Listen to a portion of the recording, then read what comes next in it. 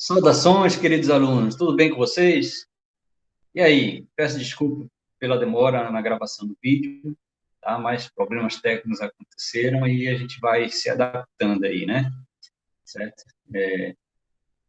Quem não tem cão, caça com gato, né? Tá acontecendo mais ou menos isso comigo, né? Mas a gente vai se ajeitando aqui, certo? Né? Então, vamos ao que interessa, né? A nossa aula, que seria no dia 14, está sendo gravada hoje, no dia 15, né? E ela trata de amostragem, né? Na verdade, a gente vai fazer uma introdução e vai ver uma maneira de calcular o tamanho da amostra, né? A amostragem, aqui são os tópicos que a gente vai passar nessa aula. E a amostragem, ela está relacionada o quê? Com a coleta de uma parte da população. Ou seja, a gente tem um problema ou algo que a gente quer estudar, quer investigar, e aí surge a definição de população. População é todo um conjunto formado por todos os elementos que têm pelo menos uma característica em comum com o problema que se deseja investigar ou estudar. Então, por exemplo, os eleitores, todos os eleitores de Campina Grande seria a população. Se a gente está interessado em investigar a proporção de eleitores, por exemplo, que tem interesse que dizem apoiar um certo candidato, que vão votar um certo candidato. E a amostra é uma parte, né? A gente, obviamente, não vai fazer uma pesquisa com milhares e milhares de eleitores em Campina Grande para resolver uma pesquisa em poucos dias, porque a gente tem limitação de tempo, de, recursos financeiros, de pessoas para a gente trabalhar também, para a gente supervisionar um bom trabalho de uma pesquisa eleitoral. Okay? Então, a gente, na verdade, pesquisa uma parte da população, a amostra, né? E essa parte, um subconjunto da população, a gente chama de amostra. E a amostragem é o procedimento, né? Como coletar essa amostra, como observar essa pequena parte da população. É o que trata a amostragem, né?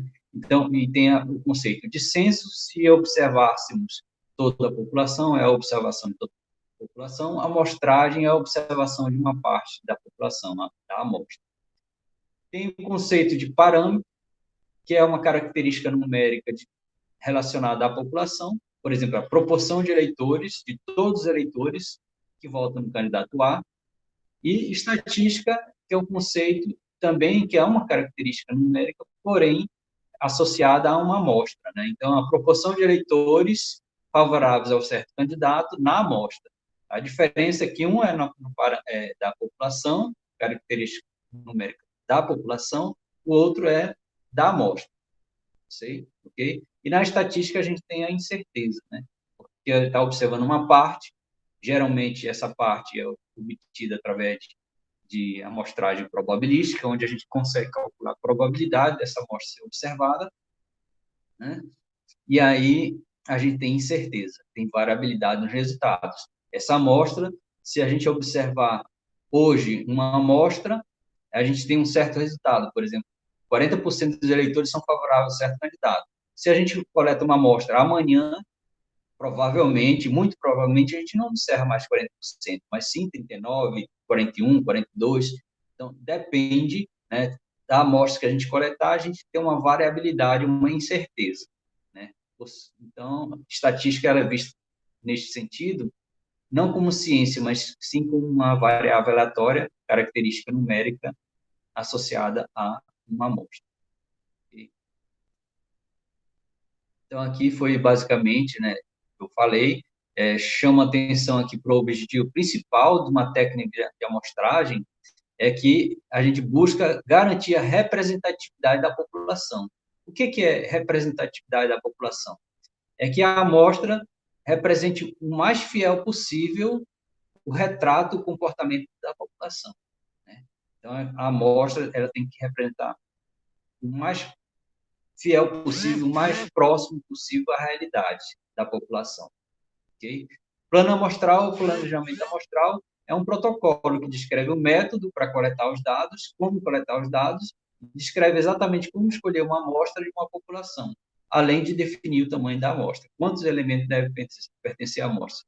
Ó, se temos centenas de milhares de eleitores em Campina Grande, a gente não vai observar isso, né? Toda essa população.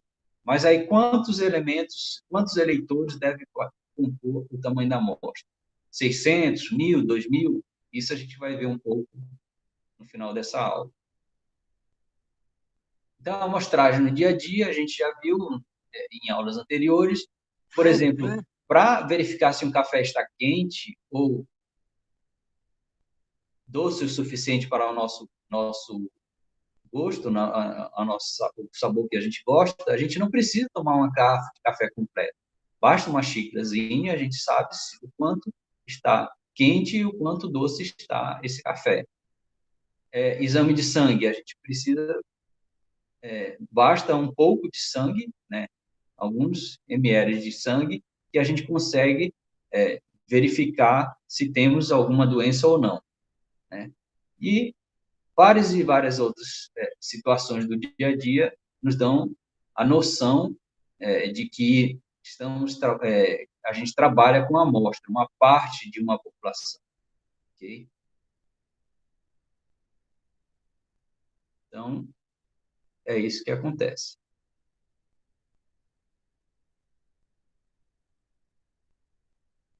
Amostragem, passos importantes. No planejamento de uma pesquisa por amostragem, é preciso seguir alguns passos importantes, né? Então, dizer com exatidão qual a população que desejamos descrever. A gente viu em aulas anteriores o que é uma população, quais os tipos de população, que pode ser finita ou infinita. Precisamos delimitar o espaço, o tempo, a geografia, né, a localização, definir bem o problema para daí, então, identificar quem seria a população, né? Para poder estar associado ao problema e para a gente investigar. Dizer exatamente o que desejamos medir, as variáveis, as características que nos interessam no problema. O planejamento de uma pesquisa por amostragem é extremamente útil considerar alguns aspectos. Os objetivos do levantamento devem estar claramente enunciados. É claro, a gente precisa saber o que a gente deseja estudar. Então, deve estar claramente enunciado o objetivo do estudo. Todos os dados relevantes para o problema devem ser coletados, mas deve ser evitada a coleta de dados desnecessários. Por exemplo, se a gente for montar um questionário na pesquisa, a gente deve buscar todos os dados relevantes, porém, não devemos coletar muitos dados, muitas características, porque isso já começa a tornar o problema complexo, trabalho complexo. Mas um número suficiente para poder a gente analisar e chegar aos objetivos do nosso estudo. A coleta de vários tipos de dados, ao mesmo tempo, pode piorar a qualidade dos dados, né? Não necessariamente muitos dados levam a bons resultados, né? Muitas vezes, uma amostra pequena ou média, de tamanho médio, já é suficiente para chegar no resultado de forma de maneira de boa qualidade e de grande confiança também. Considerações úteis sobre a amostragem. Estabelecer a forma em que os dados são registrados, sempre que possível, de maneira codificada. Então, os números, as características, por exemplo, sexo, gênero, a gente procura codificar, né, no questionário. Por exemplo, 0 masculino, 1 feminino, 3 livre, de outra forma, né? Por exemplo, vota ou não vota no candidato? 0 não vota, 1 vota no candidato, né? Idade, em anos, a gente especifica. Então, sempre codificando, né? Renda, por faixa, até um salário, entre um, aí recebe o 0. Entre um salário e 2 salários, aí recebe código 1. Mais de 1, mais de 2 até 3, código 2, e assim por diante, né? Prevê a forma de registro nos casos em que o dado não existe, evitando a ausência de determinado dado, seja que a ausência de determinado dado seja tomada como uma resposta negativa ou com um valor 0. Então, se alguma resposta não for obtida, né, não conseguir ser observada, um certo elemento amostral, então a gente deve identificar como não observado, NaN, not a number, por exemplo, que é que o código do R ele recebe, NaN, not a number. Então, seria um código para identificar um dado não observado. O zero, geralmente, a gente deixa para o zero mesmo. Por exemplo, não tem renda, então seria um zero, né? Certo? Menos de um ano de idade seria um zero. Então 0 anos. Não tem um ano completo de idade, por exemplo. Certo? Então, o zero teria um significado. Deixar o zero para esse tipo de situação. Certo? E não para a ausência de determinada observação. Tá? Ou resposta negativa. Tá? Deixa o zero ou para uma resposta negativa.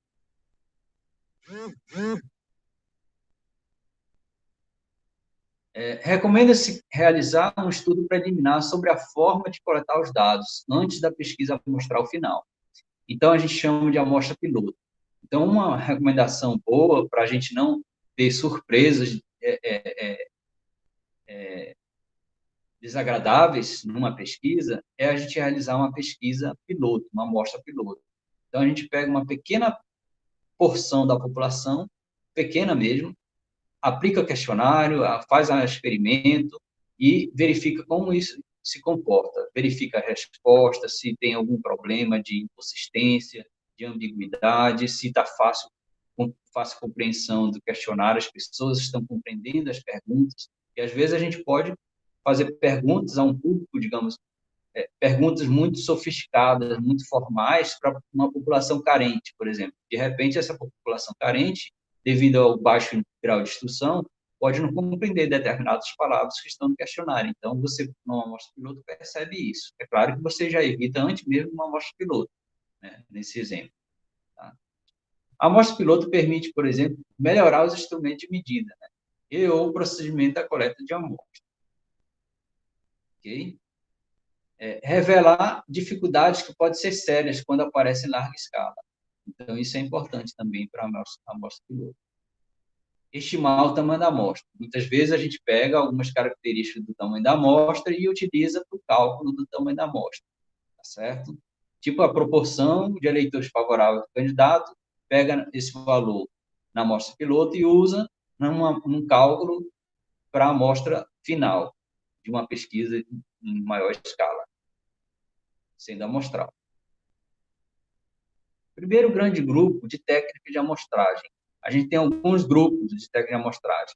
As técnicas de amostragem podem ser divididas em 3 grandes grupos. Primeiro, levantamentos amostrais. São pesquisas onde a amostra é obtida de uma população bem definida, por meio de processos bem protocolados e controlados pelo pesquisador. São pesquisas que a gente geralmente conhece o tamanho da amostra, se não conhece, a gente pelo menos consegue delimitar bem quem é a população, né? E daí consegue extrair diretamente uma amostra dessa população, de maneira um tanto que controlada. A técnica de amostragem por levantamento amostral pode ser probabilística, quando é possível calcular a probabilidade de cada unidade populacional pertencer à amostra. Caso contrário, é não probabilístico, ou seja, quando a gente não consegue calcular a probabilidade de um elemento populacional pertencer à amostra, então a gente tem uma amostragem, o levantamento amostral não probabilístico. O segundo grande grupo de técnicas de amostragem é planejamento de experimentos, onde o objetivo principal é analisar o efeito de uma ou mais variáveis sobre outra, requerendo, né? Então, a ideia no planejamento de experimento é quando a gente tem controle sobre alguns fatores que podem interferir no resultado de uma variável que a gente tem interesse em observar, certo? Então, por exemplo, em experimentos em testes para verificar se medicamentos novos, um medicamento novo, é eficaz ou não. A gente controla alguns fatores, tipo, vamos controlar a faixa etária, a idade das pessoas, gênero, certo? E região onde elas residem, ou então tipo de alimentação. Então, a gente controla alguns fatores que podem ou não interferir no resultado final, na eficácia de um certo medicamento. Então, a gente planeja o experimento, né? E aí a gente pode pegar um medicamento novo e fazer com que um grupo experimente esse medicamento e um outro grupo não tenha um medicamento placebo, que a gente chama, que não tem efeito algum. Então, a gente está controlando alguns fatores, né, buscando verificar a eficácia do medicamento, né? Digamos, chegou a cura ou não, a variável 0 ou 1, não teve cura, 1 teve cura, certo? Então, o percentual de cura com o uso do novo medicamento, ok? Então, a gente tem um planejamento de experimento. Então, a gente trabalha com uma certa técnica de amostragem ou planejamento de experimento. Tá? Então, interferência do pesquisador sobre o ambiente em estudo, a população, controle de fatores externos com o intuito de medir o efeito desejado, com a mínima influência de tais fatores externos. Né? Um outro exemplo é na área agrícola, né? Agrícola, será que um certo adubo leva a uma melhor produção de uma certa planta, né? Certo? Então, a gente controla os adubos, a dosagem de alguns compostos químicos, e aí a localização, e assim faz os controles de alguns fatores externos, e a gente busca verificar se a produção aumenta ou não, certo?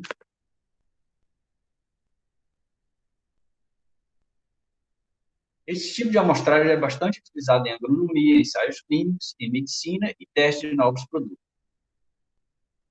O terceiro grande grupo de técnica de amostragem é por levantamentos observacionais, onde o observador só tem controle por exceção e, eventualmente, sobre possíveis erros grosseiros.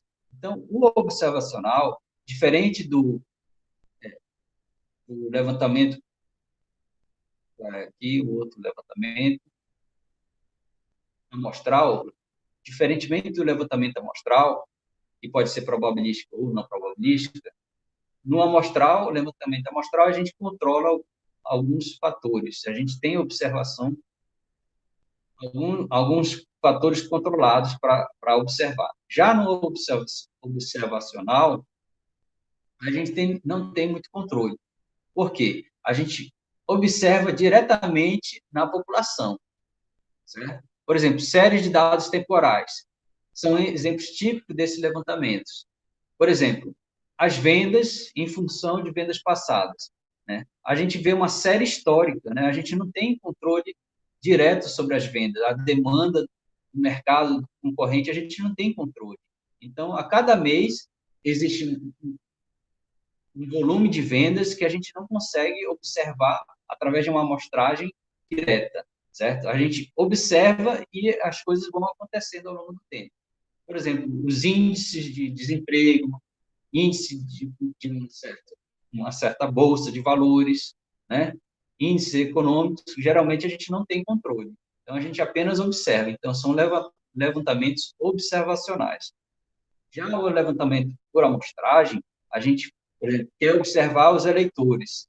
Então, a gente tem uma população e a gente vai lá naquele determinado momento, determinado local e observa os eleitores, certo? Então, a gente tem um acesso direto. Já observacional, não temos esse acesso desta mesma maneira, como eu falei, por amostral. Tá certo? Então, se queremos prever as vendas em função de vendas passadas, não há como coletar dados a não ser observar as vendas efetivamente ocorridas. Para realizar a inferência neste caso, podemos pensar que a série de vendas observada é uma das infinitas possíveis séries. Então, quando você observa uma série histórica de vendas, tá?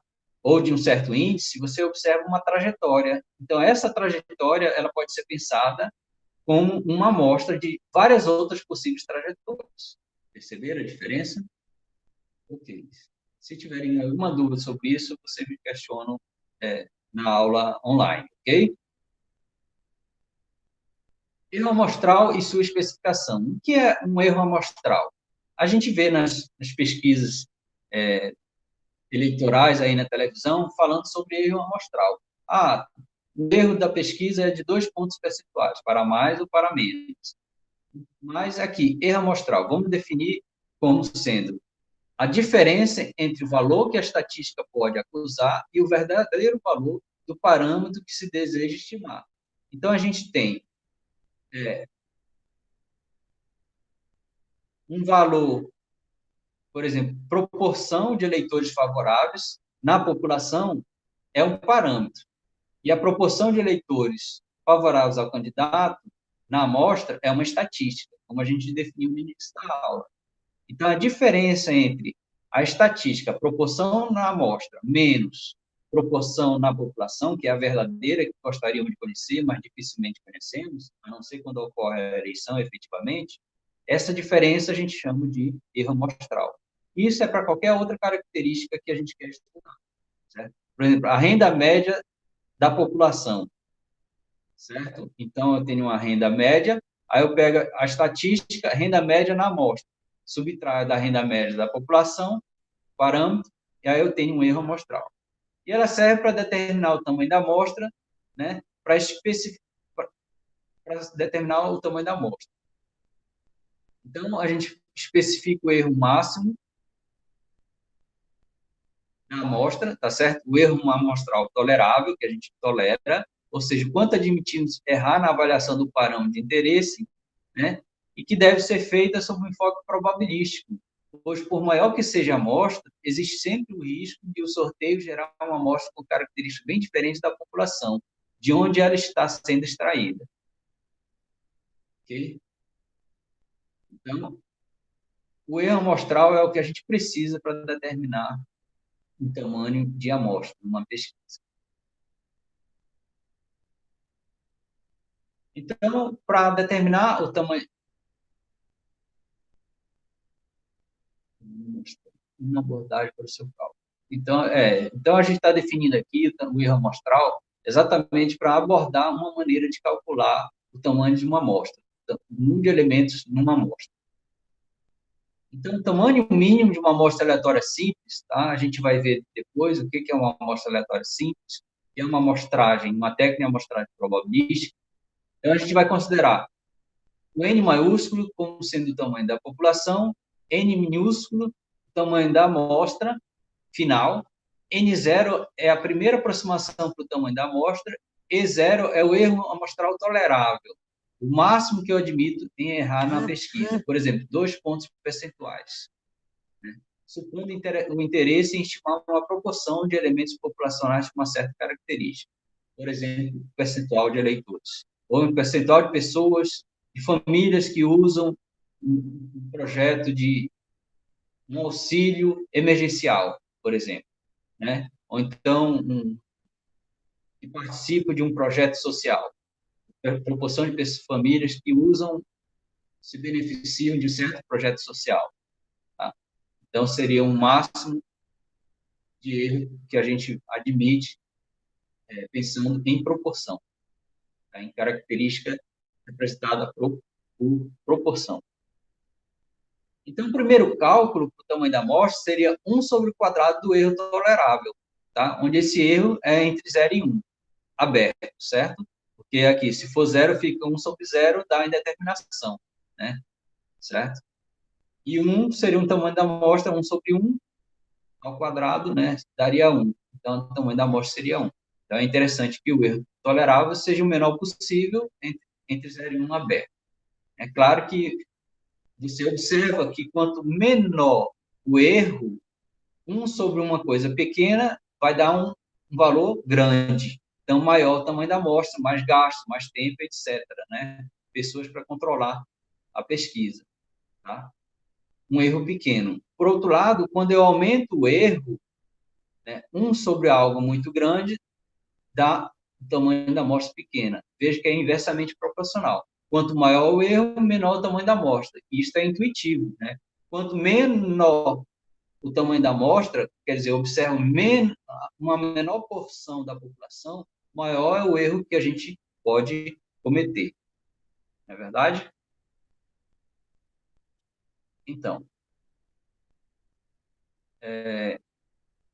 Conhecendo o tamanho, se a gente conhecer o tamanho da amostra da população N maiúsculo, a gente deve corrigir ou pode corrigir o cálculo anterior. De que forma?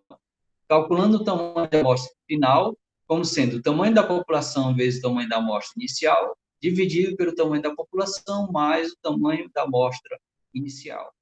Ok? Então, vamos ver isso, como funciona num exemplo. Tá? Então, vejamos. Planeja-se um levantamento por amostragem para avaliar diversas características da população de tamanho de 200 famílias. Tá? Então, uma pesquisa onde envolve 200 famílias, moradores de um certo bairro.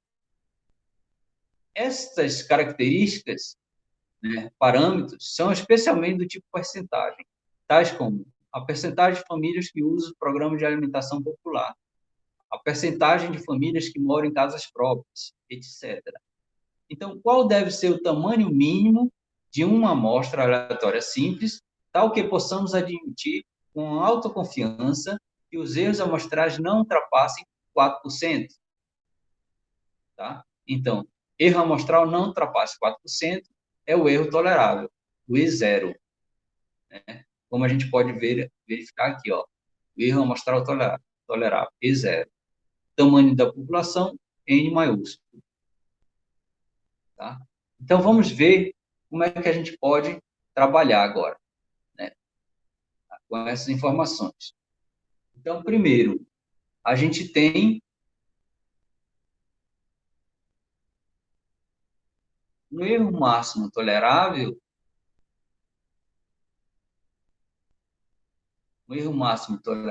de 4%, que é 0,04. E o tamanho da amostra inicial é igual a 1 sobre o erro máximo admitido ao quadrado. Então, isso é igual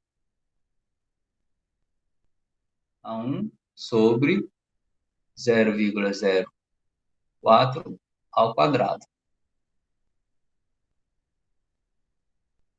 Isso é igual, fazendo as contas aí, por gentileza, faça as contas aí.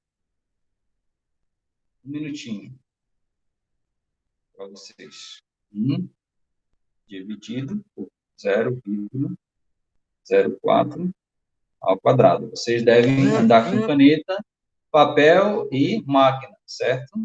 Para a gente trabalhar aqui nas nossas aulas. Isso resulta em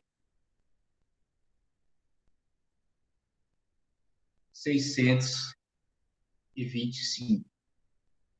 Então, a gente deve entrevistar 625 o quê? Famílias com o tamanho da amostra inicial. Mas percebam que aqui, ó, nós temos 200 famílias, é uma população finita, né? Seria 625 se a gente não soubesse quantas famílias existem nessa população, tá? Então, a gente deve corrigir. Deve corrigir. Como?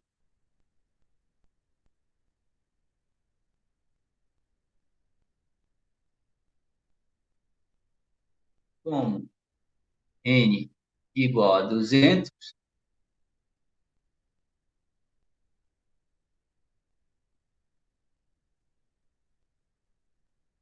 temos que o tamanho da amostra final deve ser igual ao quê?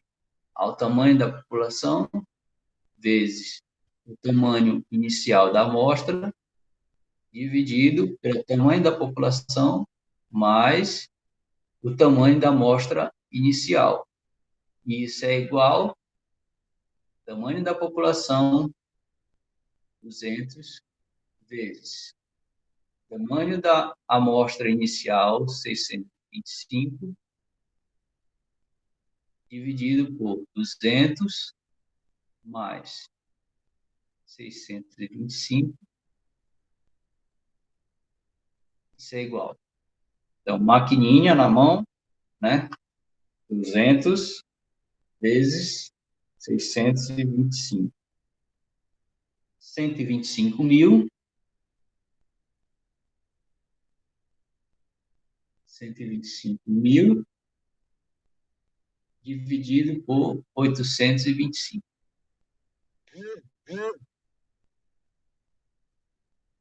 Então, 125 dividido por 825 dá 151.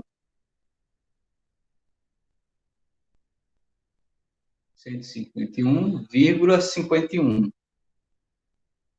E aí a gente sempre deve arredondar para mais, porque se a gente erra na pesquisa, né, no tamanho da amostra, a gente coloca, erra não, 152. 152. Quanto maior a amostra, menor o erro tolerável. O erro que a gente comete na pesquisa é intuitivo. Quanto menor a amostra, você observa uma porção menor da população, mais sujeita a erro você está. Entendemos?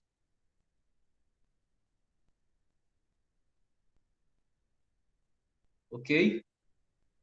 Então, ó, para uma população de tamanho de 200, inicialmente a gente tinha 625, mas agora, ó, não fazia sentido, maior do que a população, uma amostra tamanho da amostra maior que o tamanho da população não faz sentido. A gente faz a correção e chega no resultado de 152.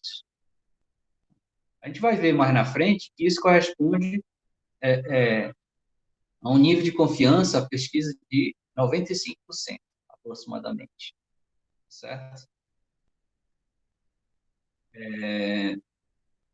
Vamos ver aqui o que diz mais na frente. Considerando os objetivos e os valores fixados no exemplo anterior, qual deveria ser o tamanho da amostra se a pesquisa fosse estendida para toda a cidade? Porque aqui era num certo bairro, famílias num certo bairro. E para toda a cidade, que contém 200.000 famílias residentes, né? Praticamente metade da população de Campina Grande, mas que é famílias, tá? O que você nota de diferente entre este resultado e do exemplo anterior?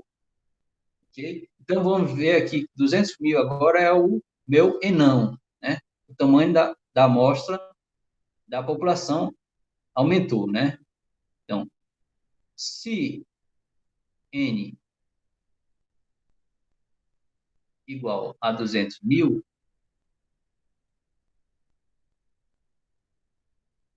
então, o tamanho inicial da amostra permanece o mesmo. Mas o tamanho da amostra final vai ser o quê? Tamanho da população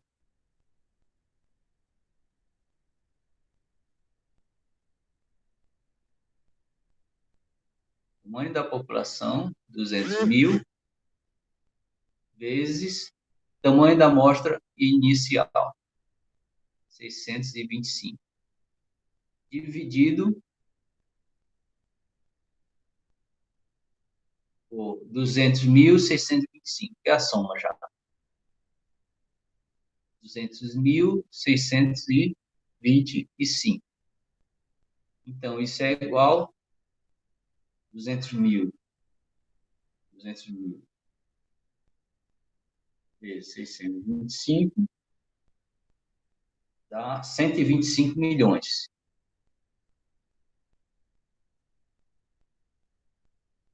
125 milhões. Dividido por 200.625. Isso dá, dividido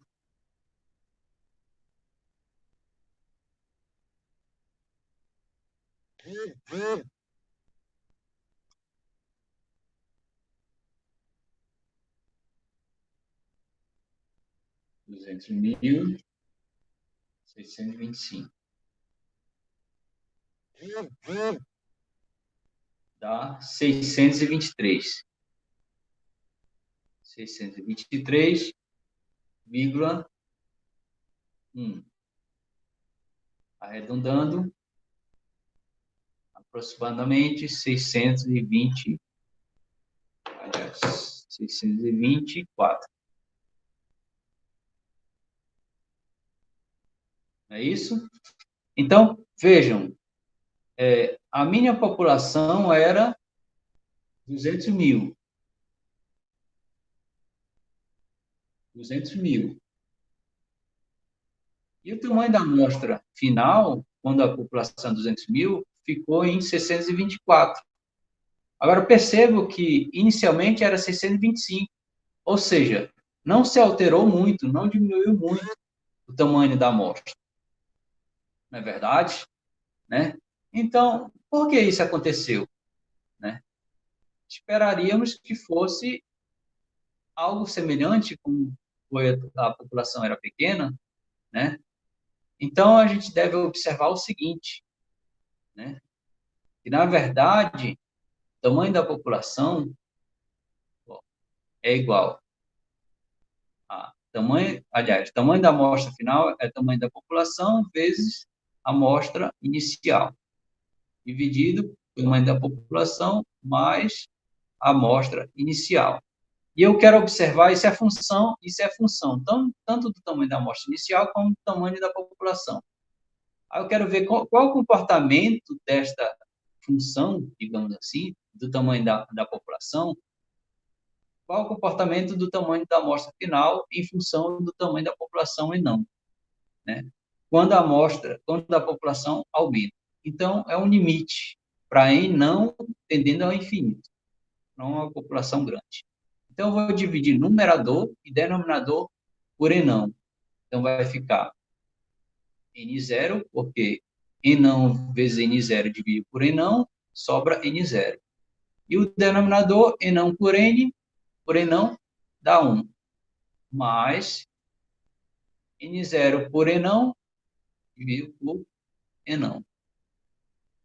Quando isso tende, quando o tamanho da população cresce, tende a infinito, valor muito grande, então isso aqui, ó, isso aqui vai para N0 sobre N e não tende a zero. Então fica N0 dividido por 1, N0. Então o que isso está dizendo? Que quando a população tem um tamanho grande, suficientemente grande, tende a infinito, ou é uma população muito grande, o tamanho final da amostra se aproxima do tamanho inicial da amostra. Então, foi isso que aconteceu, né? Aqui eu tinha apenas 200 e aqui 200 mil. Então, já é uma população razoavelmente grande. Então, a população cresceu bastante, é bastante grande. E aí, 624, tamanho final da amostra, é bem próximo do tamanho inicial da amostra. Ó, N próximo de N0. 624 próximo de 625. Então, é bem curioso isso, né? Certo? Então, você pode ter uma população, aquela ideia, né, do tipo de população finita, porém muito grande. Lembra que eu falei na aula passada? Né? Uma população finita, porém muito grande, ela pode ser pensada como infinita, certo? E aí, a gente pode trabalhar como sendo uma população, mesmo que finita, não sendo infinita, em termos estatísticos, né? Então, como diz aqui, ó, então, ao invés de trabalhar com a correção, né, com a correção, que é tamanho da população vezes a amostra inicial, população mais a amostra inicial, isso aqui é uma correção que vale muito mais para uma população finita, mas de tamanho pequeno. Se for uma população finita, porém grande, então basta trabalhar com o N0, o tamanho da população inicial, 625 nesse exemplo. Em termos práticos, é como se trabalhasse com uma população infinita. 200 mil é finito, mas, porém, muito grande é pensado como sendo infinita, em termos práticos. E a fórmula que não faz correção pelo tamanho da população pode ser utilizada no cálculo do tamanho da amostra. 1 sobre o quadrado do erro tolerável, certo? E havendo população finita pequena, faz a correção e aí dá uma redução significativa ou não, né, no tamanho da amostra, da inicial para a final, ok? Muito bem, pessoal. Então, a aula de hoje era isso. Tem aqui as referências bibliográficas. Espero que vocês busquem mais informações nesses livros que estão aqui nessas referências bibliográficas ou no livro de estatística aplicada do Larson, né, da referência que eu passei para vocês, que tem disponível na biblioteca virtual. Façam leituras lá, busquem mais informações pelo Google também, certo? Explorem a estatística, tá certo? Então, isso foi uma introdução à amostragem e um cálculo inicial sobre o tamanho da amostra, sem envolver cálculos de probabilidade, ok? Então, agradeço pela atenção de vocês, né? E tudo de bom para vocês.